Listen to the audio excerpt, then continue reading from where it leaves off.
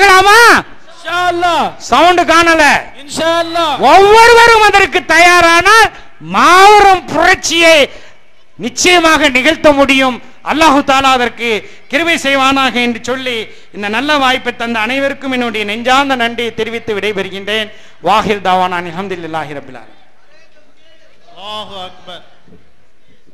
குறித்த நேரத்திலும் நமக்கு பல அரிய கருத்துக்களையும்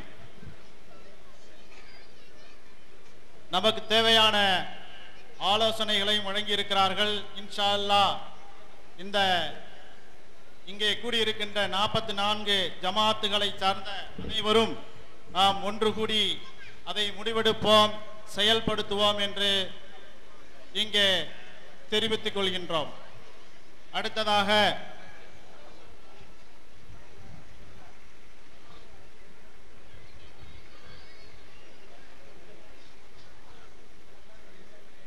அருமையானவர்களே, இப்பொழுது அடுத்ததாக இன்னொரு பேராசிரியர் நமக்கு நாம் கேட்டிருக்கின்ற கேள்விக்கு பதில் சொல்ல இருக்கிறார்கள். அவர்களுடைய கால் பல்கலைக்கழகம் தொட்டதால் அவருடைய நாவு பல கலை பேசும். அவருடைய கால் பல்கலைக்கழகம் தொட்டதால் நாவு பல கலை பேசும். ஆதலால் அவருடைய அரிய பல ஆலோசனைகளை இந்த மாநாடு எதிர்பார்க்கிறது. நூருல் ஹிதாயா அரபிக் கல்லூரியினுடைய முதல்வரும் சென்னை அடையாறு ஜும்மா இமாமுமான எங்களுடைய பாசத்திற்குரிய மௌலவி அல் ஹாஃபில் M Sadiduddin Baqavi MA MPhil அவர்களை சிறப்புரையாற்ற அழைக்கின்றேன். அவர்கள் 10:30 மணி வரை பேசுவார்கள் இன்ஷா அல்லாஹ். அல்ஹம்துலில்லாஹி ரப்பில் ஆலமீன் வஸ்ஸலாத்து வஸ்ஸலாமு அலா ரசூலிஹி காத்தமின் நபிய்யீன் வ அலா ஆலிஹி த்தய்யிபீன் வ அஸ்ஹாபிஹி த்தாஹிரீன் வல் முஃமினீன வல் முஸ்லிமீன குல்லிஹிம் அஜ்மஈன். அம்மா பஅத். قال الله تعالى في كلامه القديم والفرقان الحميد: أعوذ بالله من الشيطان الرجيم. بسم الله الرحمن الرحيم.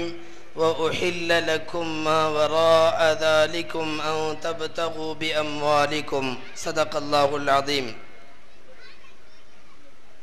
وقال رسول الله صلى الله عليه وسلم: هنيئا بالقوارير. صدق رسول الله صلى الله عليه وسلم.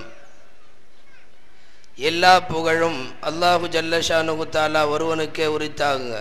அருமை நாயகம் முஹம்மதுர் ரசூலுல்லாஹ் ஸல்லல்லாஹு அலைஹி வஸல்லம் அவர்கள் மீதும் அவர்களின் சத்திய வழிவந்த சஹாபாக்கள், தாபிஈன்கள், தபஅ தாபிஈன்கள், அக்தாபுகள், சுஹதாக்கள், சாலிஹீன்கள், பெரியோர்கள், நல்லோர்கள் நம் அனைவர் மீதும் அல்லாஹுவின் அன்பும் அருளும் என்றென்றும் நிறைவாக உண்டாவதாக என கூறியவனாக என்னுடைய வார்த்தைகளை துவங்குகிறேன். ஜமாஅத்துல் உலமாவினுடைய 1962 தமிழகத்தில் இருக்கிற ஜமாஅத்துல் உலமா என்ற அமைப்பினுடைய வரலாற்றில் ஒரு மைல்கல்லாக இன்றைக்கு இந்த கடற்கரை வட்டார ஜமாஅத்துல் உலமா ஒரு வரதட்சணை புதைப்பு மாநாடு என்கிற பெயரில் ஒரு பிரம்மாண்டமான மாநாட்டை கூட்டி இருக்கிறார்கள். இங்கே மேடையில் வீற்றிருக்கின்ற பிரமுகர்கள், உலமாக்கள், சமுதாய பெரியவர்கள் எல்லாரையும் பெயர் சொல்லி அழைக்க வேண்டும் என்ற ஆசை. இவர்கள் அடித்திருக்கிற நோட்டீஸில் மொத்தம் 92 பெயர்கள் இருக்கிறது. அதனால காலத்தின் அருமையை கருதி சுருக்கமாய் முடிக்கின்றேன். இங்கே தலைமையில் இருந்து அனைத்து வகையிலையும் பங்கெடுத்து கொண்டிருக்கக்கூடிய சங்கை மிக்க உலமா பெருமக்களே, எனக்கு முன்னால் ஏறத்தாழ பல்வேறு தீமைகளை பற்றி விழிப்புணர்வுகளை கொடுத்து அமர்ந்திருக்கிற மிகச்சிறந்த பேச்சாளரும் தமிழ் முஸ்லிம் சமுதாயத்தினுடைய பிரதிநிதித்துவத்தை தமிழக சட்டமன்றத்தில் குரல் ஒலித்து கொண்டிருக்கின்ற அன்பிற்கும் பாசத்திற்கும் உரிய சகோதரர் ஜவாஹிருல்லா MA MPhil சாஹிப் அவர்களே, இங்கே காலையில் இருந்து நடைபெறும் இம்மாநாட்டின் அனைத்து அரங்குகளிலும் உரையாற்றிய மார்க்க பெரியவர்களே, அறிஞர்களே, இந்த மாநாடு நடைபெறுவதற்கு எல்லாவித ஒத்துழைப்புகளையும் தந்து முன்னிலை வகித்து சிறப்பு சேர்த்திருக்கின்ற பல்வேறு ஜமாஅத்துகளை சார்ந்த மரியாதைக்குரிய நிர்வாகிகளே, இங்கே இந்த மாநாடு நடைபெறுவதற்கு சர்வ ஒத்துழைப்பையும் தந்து கொண்டிருக்கின்ற பல்வேறு இளைஞர் அமைப்புகளை சார்ந்தவர்களே, இந்த ஊருடைய இன்னும் அருகாமையில் இருக்கிற ஊர்களினுடைய இஸ்லாமிய பிரதிநிதிகளே, எல்லாவற்றிற்கும் மேலாக இந்த வரதட்சணை புதைப்பு ஜனாசாவிற்கு வருகை தந்திருக்கிற இவர்கள் வர வேண்டும் என்று நாம் அதிகம் எதிர்பார்த்த என் அன்பிற்குரிய தாய்மார்களே, உங்கள் அனைவருக்கும் என் ஆரம்பமான அஸ்ஸலாமு அலைக்கும் வரஹ்மத்துல்லாஹி வபரகாத்துஹு. வரதட்சணை புதைப்பு என்பதற்கு முன்னால் மார்க்கத்தில் இது குறித்து சொல்லப்பட்டிருக்கின்ற குர்ஆன் ஹதீஸினுடைய சில செய்திகளை உங்களுக்கு முன்வைத்துவிட்டு சில சமூக அவலங்களை தொட வேண்டும் என்று ஆசைப்படுகிறேன். திருமணம் செய்வதற்கான அனுமதியை குர்ஆன் தருகிற போதே இந்த வார்த்தையை சொல்லுகிறது, அன் தப்தகு பி அம்வாலிக்கும். ஆண்களை பார்த்து சொல்லக்கூடிய திருக்குர்ஆனுடைய வாசகம் இது. உங்கள் காசுகளால் நீங்கள் திருமணம் செய்யுங்கள், உங்கள் காசுகளால் உங்கள் மனைவியை தேடுங்கள். 15 வகையான உறவு பெண்களை திருமணம் முடிக்க கூடாது என்ற பட்டியலை சொல்லி அந்த ஆயத்தினுடைய நிறைவில் இறைவன் இப்படி பேசுகிறான், தடுக்கப்பட்ட இந்த பெண்களை தவிர உலகத்தில் இருக்கிற ஏனைய பெண்களை உங்களுக்கு மணமுடிப்பது அனுமதிக்கப்பட்டிருக்கிறது. முக்கிய நிபந்தனை 1, அன்தப்தகு பி அம்வாலிக்கும், உங்கள் காசுகளால் மணமுடிக்க வேண்டும். இது முஸ்லிம்களுக்கு அல்லாஹ் சொன்ன சட்டம் என்றாலும் இன்றைக்கு வரதட்சணை, இங்கே நிறைய சகோதர சமயத்தவர்கள் எல்லாம் இருக்கிறார்கள், இந்து சகோதரர்கள், கிறிஸ்தவ சமயம் சார்ந்த சகோதரர்கள், பத்திரிகையாளர்கள், நிருபர்கள். ஏனென்றால் வரதட்சணை இன்றைக்கு எல்லா மதங்களையும் பிடித்திருக்கிற பெரிய நோய். வரதட்சணைக்கு மதம் கிடையாது, இனம் கிடையாது, நிறம் கிடையாது, மொழி கிடையாது, எல்லாம் வாங்குகிறான். மத அடையாளங்களை தாண்டி இந்த மண்ணின் பெண்களின் வாழ்க்கையை கேள்விக்குறியாக்கி இருக்கிற, கேவலப்படுத்தி இருக்கின்ற ஒரு ஈன செயல்தான் இன்றைக்கு வரதட்சணை.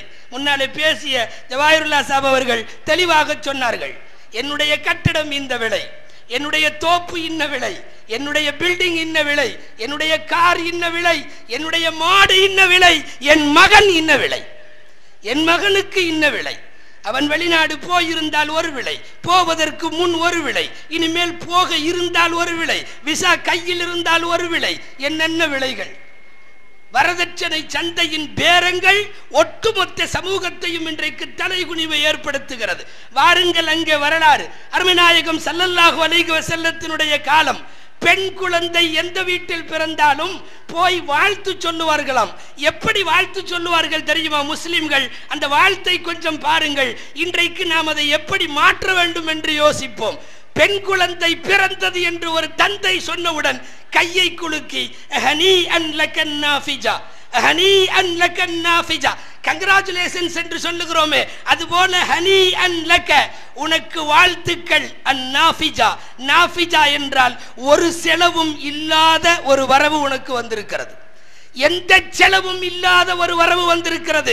காரணம், நீ பெற்றெடுத்தது பெண். பெண்ணை பெற்றெடுத்தவர்கள் வாங்கி போடுவதற்கு மட்டுமே வாய்ப்புள்ளவர்களே தவிர அவர்கள் தங்களிலிருந்து எதையும் தர வேண்டிய அவசியம் இல்லை என்கிற வரையறையை குறிக்கும் வகையில் அன்றைக்கு வாழ்த்து சொல்லாக இடம்பெற்றிருந்த ஹனீஅன் லக்கன் நாஃபிஜா. இன்னைக்கு நிலைமை என்ன தெரியுமா?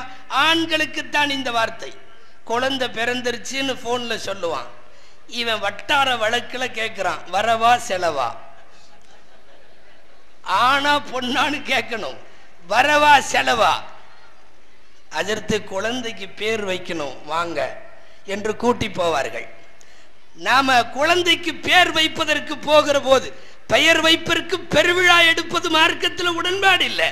இருந்தாலும் தெருவில பூரா சீரியல் கட்டி பயங்கரமா சேர் போட்டு பந்தல் போட்டு விருந்து நடந்து தடபுடலா போறப்ப பார்த்துட்டா போறப்பவே முடிவு பண்ணிடலாம் ஆண் குழந்தைக்கு பேர் வைக்க போறோம். அதுவே ஒரு பெண் குழந்தைக்கு பேர் வைக்கிறதுக்கு சில நேரம் கூட்டிட்டு போவாங்க, வீடு மவுத்து விடு மாதிரி இருக்கும். ஆமா, பாரபட்சமான அணுகுமுறைக்கான காரணம் என்ன தெரியுமா? பிறப்பில் இருந்தே இந்த பேதத்திற்கு காரணம் என்ன தெரியுமா?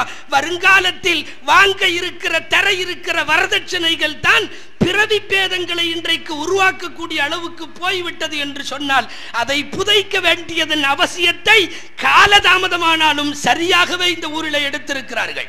ஒரு பொண்ணு இருக்குது.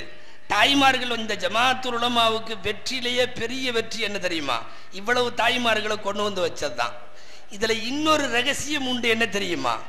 இன்னைக்கு ஞாயிற்றுக்கிழமையா இருக்கிறதுனால வந்திருக்கிறாங்க என்று நான் நினைக்கிறேன். ஏனென்றால் திங்கள் முதல் வெள்ளி வரை வேற விவரமே தேவையில்லை. திங்கள் முதல் வெள்ளி வரை சாயந்தரம் 6:30 மணியில இருந்து ராத்திரி 11 மணி வரை அவங்க டைட் ஷெட்யூல்டு.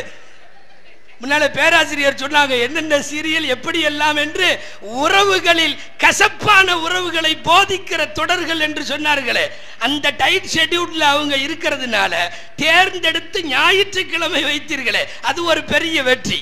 ஒரு வீட்டுல பெண் இருக்கிறது என்று சொல்லுகிறார்கள். ஒரு வீட்டுல பெண் இருக்கிறது. யார்கிட்டயாவது வந்து நல்ல பொண்ணு அந்த வீட்டில் நீங்க பார்க்கறீங்களா அப்படின்னு சொன்னா நாம திரும்ப கேட்கறதுக்கு எத்தனை கேள்வி இருக்கு தெரியுமா? பொண்ணு தொழுகுமா? பொண்ணு ஓதுமா? பொண்ணு குடும்பத்து கண்ணியமா காப்பாத்துமா? பொண்ணு பெரியவங்களை மதிக்குமா? அஹ்லாக்கா நற்குணத்தோட இருக்குமா? வீட்டு சூழ்நிலைக்கு ஏற்றபடி வளைஞ்சு கொடுத்து வாழுமா என்றெல்லாம் கேட்க எத்தனையோ கேள்வி உண்டு. ஆனா நம்ம பொண்ணு இருக்குதாமா பார்க்கறீங்களான்னு உன்ன அடுத்த கேள்வி என்ன செய்வாங்க? சுருக்கமா முடிச்சிடறோம். ஏன்னா வளவளவளன்னு எல்லாம் கேட்டு தொழுகும், ஓதும், நல்ல புள்ள, அப்படி எல்லாம் சொல்லி கடைசியில இத்தனை பவுண்ட் தானா வானா விட்டு நமக்கு ஒத்து வராது அப்படின்னு கடைசியில சொல்றதை விட, பொண்ணு இருக்குதுன்னு துப்பு கொடுத்த உடனே, முகவரி சொன்ன உடனே அடுத்த கேள்வி என்ன செய்வாங்க என்று கேட்பதற்கு பழகி போயிருக்கிற, வாங்கி வாங்கி வழக்கப்பட்டிருக்கின்ற, வாங்கி வாங்கியே அதற்கு பேராசை கொண்டிருக்கிற கூட்டங்கள், தயவு கூர்ந்து இதன் அவலைகளை குறித்து யோசியுங்கள். அருமைநாயகம் ஸல்லல்லாஹு அலைஹி வஸல்லமுடைய வார்த்தை, பொருளை நோக்கமாக கொண்டு திருமணம் முடிப்பவனை, இது ஹதீஸ் நஸீ ஷரீஃபில் இருக்கிறது, பைஹகியில் இருக்கிறது, லா யஸீதுஹு இல்லா ஃபக்ரா, நிச்சயமாக அவனுக்கு வறுமை அதிகமாகும். காசை குறிக்கோளாக கொண்டு மணமுடிக்கிற எந்த திருமணமும் ஒன்னு வாழ்க்கை கசந்து போகலாம், இல்லாவிட்டால் வருங்காலத்தில் வறுமை அவனுடைய வாழ்க்கையில் வரவேற்பு கொடுக்கும். காசு பணங்களா வாழ்க்கையை தீர்மானிப்பது? ஒரு 1000 காலத்து பயிராக அவர்களுடைய ஆயுள் உள்ளளவும் வாழ வேண்டிய ஒரு ஜோடிக்கு அற்ப பணங்களை வைத்துக் கொண்டு ஜோடிகளை தேடி பேதங்களை இன்றைக்கு ஏற்படுத்துகிறீர்கள். கொஞ்சம் ஒரு உதாரணத்திற்காக, சரித்திர முன்னோட்டத்திற்காக, அருமைநாயகம் ஸல்லல்லாஹு அலைஹி வஸல்லத்துக்கும் ஹதீஜா அம்மையாருக்கும் நடந்த திருமண மஜ்லிஸை நான் உங்களுக்கு சொல்ல ஆசைப்படுகிறேன். திருமண சபை, அந்த சபையை மாத்திரம் முழுக்க பெரிய வரலாறுகளுக்குள் போக நான் விரும்பவில்லை. பொதுவா அன்றைக்கு வழக்கம் என்ன தெரியுமா? இன்றைக்கு இருப்பது போல ஹுதுபாவும் ஈஜாபும் கபூலும் இதுவெல்லாம் உருவாகுவதற்கு முன்பு அரபு நாட்டினுடைய வழக்கம், எல்லாரும் வந்து அமர்வார்கள். அமர்ந்தவுடன் மாப்பிள்ளையை பற்றி மாப்பிள்ளையின் சொந்தக்காரர் ஒருவர் எழுந்து எல்லோருக்கும் முன்னாலே நின்று மாப்பிள்ளையை பற்றி வர்ணித்து பேசுவார். அவர் உட்கார்ந்த உடனே பெண் வீட்டிலிருந்து ஒருவர் எழுந்து பெண்ணை பற்றி வந்து நின்று மக்களுக்கு முன்னால் வர்ணித்து பேசுவார்.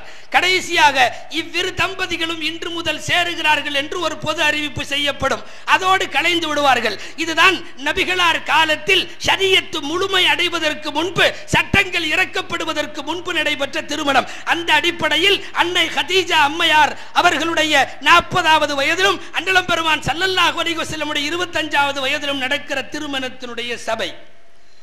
முதல்ல பெண் வீட்டின் சார்பாக பெண் வீட்டுக்காரர்கள் எழுந்து பேசுவார்கள். எழுந்தவர் அவர் வரகா. சஹீஹுல் புகாரி ஷரீஃபினுடைய முதல் 2 பக்கங்களில் இவரை பற்றிய குறிப்புகள் இடம்பெற்றிருக்கும். முந்தைய வேதங்களை கற்றறிந்த ஹதீஜா அம்மையாருக்கு தாய் வழியில் மிகவும் சொந்தமாக இருக்கின்ற அவர் வந்து பெண்ணை பற்றி பேசுவார். எங்களுடைய பிள்ளை ஹதீஜா மிகப்பெரிய சொத்துக்கு சொந்தக்காரர், மிகப்பெரிய தனவந்தர், மிகப்பெரிய வியாபாரி. பனு கைனுகாவினுடைய மார்க்கெட்டு வரை இந்த அரபு பிரதேசத்தில் பெரிய சொத்துக்கு அதிபதியாக ஹதீஜாவை விட யாரும் இல்லை. அப்படிப்பட்ட ஹதீஜா பின்த் ஹுவைலிதை நான் இன்றைக்கு முஹம்மது இப்னு அப்துல்லாவுக்கு மணப்பெண்ணாக அறிவிக்கிறேன் என்று சொல்லிவிட்டு வரக்கா அமருகிறார். சீரத்துடைய கிதாபுகளில் ஸல்லல்லாஹு அலைஹி வஸல்லத்தினுடைய வரலாற்றை பதிவு செய்கிற நூட்களில் நீங்கள் பார்க்கலாம். ஸல்லல்லாஹு அலைஹி வஸல்லம் சார்பாக அடுத்து அறிமுகப்படுத்த ஒருவர் எழ வேண்டும். எழுந்தவர்கள் அபூ தாலிப் அவர்கள். அபூ தாலிப் ஸல்லல்லாஹு